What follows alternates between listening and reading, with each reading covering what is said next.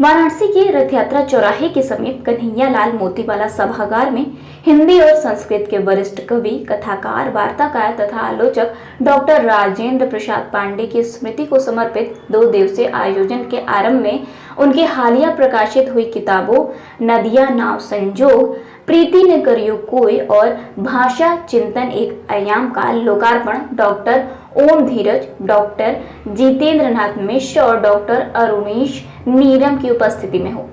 इस आयोजन की अध्यक्षता डॉक्टर दयानिधि मिश्र ने की। वहीं वरिष्ठ अतिथि के रूप में डॉक्टर उदय प्रताप सिंह उपस्थित थे।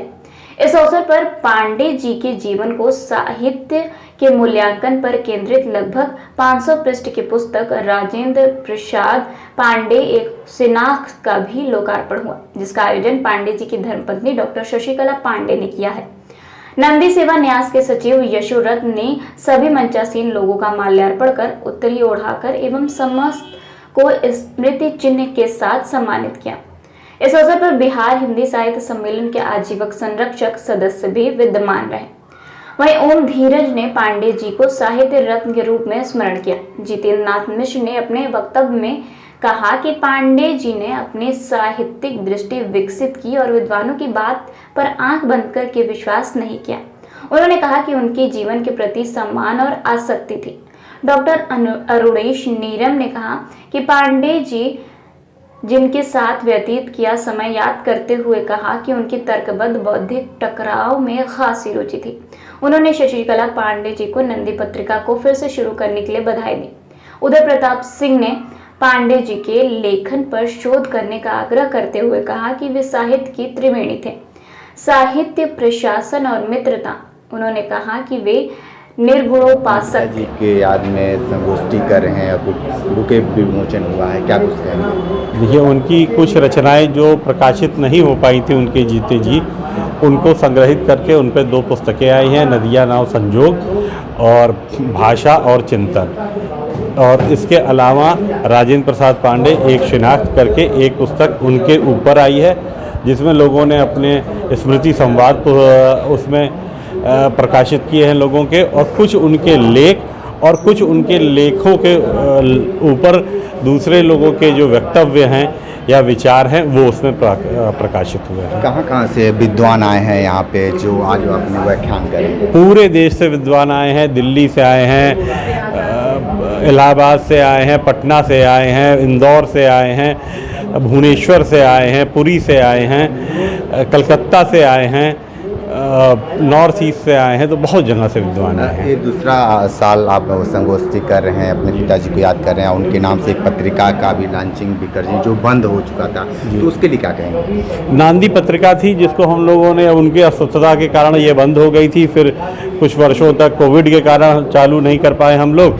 अब पुनः इस पत्रिका को हम लोगों ने चालू किया है और पत्रिका आ गई है आप लोगों के सामने। अब साहित्यिक पत्रिका है और अब तो पाठक ही उसके बारे में आलोचना करेंगे। पत्रिका है वो किन क्षेत्रों के लिए, किस तरीके की? साहित्यिक पत्रिका है, इसमें निबंध, ललित निबंध, वैचारिक निबंध, आलोचना, ये सब छापी जाएंगी।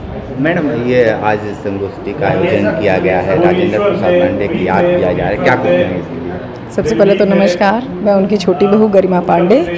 और ये कार्यक्रम चूँकि पापा बहुत ही बड़े साहित्यकार रहे हैं, प्रशासनिक अधिकारी होने के साथ साथ उन्होंने साहित्य से अपनी रुचि कभी भी नहीं छोड़ी, तो उनकी बहुत सारी पुस्तकें, बहुत सारी रचनाएं जो प्रकाशित नहीं हुई थी तो वही प्रकाशित हुई हैं और उन्हीं का ये विमोचन है। उसमें से एक है, ये है डॉक्टर राजेंद्र प्रसाद पांडे एक शिनाख्त, और अन्य पुस्तकें भी हैं, अन्य कला साहित्यकारों की भी पुस्तकें हैं जिनका यहाँ पे विमोचन हुआ है आज।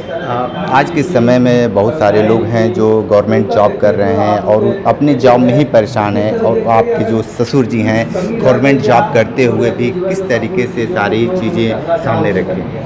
ये तो वो एक कह सकते हैं एक विशाल प्रतिभा वाले व्यक्ति थे, बहुत ही बड़ा उनका व्यक्तित्व था, क्योंकि प्रशासनिक हो, अन्य कार्यों को तो छोड़िए, प्रशासनिक कार्य 24 घंटे का होता है, 365 दिन और 24 घंटे रहते हैं, तो इसलिए उसके साथ उन्होंने इतनी सारी रचनाएं की और इतनी उम्दा रचनाएं की हैं, तो उनके बारे में मैं कुछ भी कहूँगी तो वो बहुत कम ही है। वो उस बारे में बहुत ही विशाल था उनका व्यक्तित्व, और उनका साहित्य के प्रति प्रेम भी बहुत विशाल था, जिसके कारण ये संभव हो सका। क्या कुछ कहेंगे जिस तरीके से लगातार इनके नाम से पुस्तकें भी छप रही हैं और समाज में लोग पढ़ने के लिए भी खरीदारी कर रहे हैं? देखिए, ये पुस्तकें जो छप रही हैं, ये तो उनकी साहित्य के प्रति रुचि थी, जो उन्होंने पहले से ही अपने मरणोपरांत पहले ही ये सारी पुस्तकों की रचना कर रखी थी, जिनका चूँकि वो काफ़ी अस्वस्थ रहे तो उनका प्रकाशन उस समय नहीं करा पाए थे हम सब लोग। तो अभी ये धीरे धीरे अभी भी उनकी बहुत सारी रचनाएँ हैं जो प्रकाशित होनी हैं।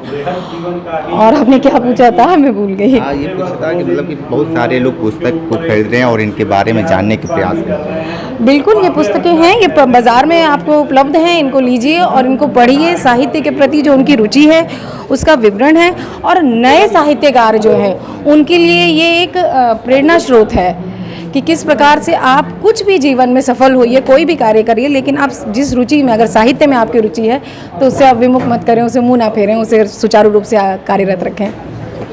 Thank you.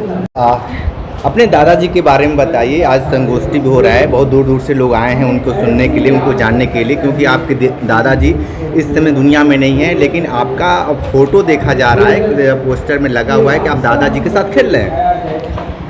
उस समय मैं बहुत छोटा था, अब मैं बड़ा हो चुका हूँ। जब मेरे दादाजी गए थे तब मुझे उनकी उतनी अहमियत नहीं मालूम थी। अब जाके पता चल रहा है कि मेरे दादाजी कितने बड़े आदमी थे। और ये 2 दिवसीय कार्यक्रम जो पिछले साल भी हुआ था और इस साल भी हुआ है, इस कार्यक्रम में मैंने पिछले साल भी मंगलाचरण किया था। मुझे ये करने से के अंदर से संतुष्टि आती है कि मैं बाबा जी के रहते रहते कुछ नहीं कर पाया उनके लिए, पर उनके जाने के बाद मैं उनके कार्यक्रम में उनके लिए कुछ कर पा रहा हूँ, उनकी सेवा कर पा रहा हूँ। कुछ ऐसी यादें हैं जो आपको पता हो, दादाजी कुछ आपसे बात कहे हों? हाँ, जब एक बार जब मेरे दादाजी बीमार थे, कैंसर से पीड़ित थे, तब उनने एक बार कहा था, मैं खेल रहा था मेरी बात सुन के, कि ये मेरा उत्तराधिकारी बनेगा। वो तो जाहिर सी बात है, दादाजी नहीं रहेंगे, पिताजी नहीं, तो आप ही उत्तराधिकारी। अच्छा, ज्ञान के लिए। हाँ, अच्छा ये बताइए कि क्या कुछ सीखे हैं अभी तक, जो भी पुस्तकें आप देखे हैं, और अभी मंगलाचार्य जिस तरीके से फ्लो में आप कह रहे थे? मैंने अपने दादी से काफ़ी कुछ सीखा है, और मैं बाबा से भी मैंने काफ़ी कुछ हिंदी और साहित्य का सीखा है। और मैंने अपनी जो पिछले साल जिस पुस्तक का उद्घाटन हुआ था, सर्जना शिखर, उसमें मैंने अपने बाबा जी के लिए कुछ लिखी भी थी, कुछ यादें जो मेरी थी। हाँ, थोड़ा सा सुना दीजिए दर्शकों को। मेरी एक बहुत अच्छी याद है, एक बार मैं अपने बाबा जी के कमरे में गया था। उस दिन बाबा जी ने ऐसे हम लोगों को ग्लूकॉन-डी जो पाउडर होता है वो हम लोगों को बिना पानी के खिला दिया था। वो याद मैंने अपने जो लेख लिखा था उसमें भी लिखी थी। ये मेरी बहुत प्यारी याद है और ये मुझे आज तक याद है। अच्छा, एक चीज़ बताइए कि दादा और पौत्र, आप उनके पोते हैं, क्या लगता है कि कितनी दूरी हो चुकी है, अब दादाजी नहीं हैं तो कितने उनको मिस करते हैं? अब तो काफ़ी ज़्यादा करता हूँ। हाँ।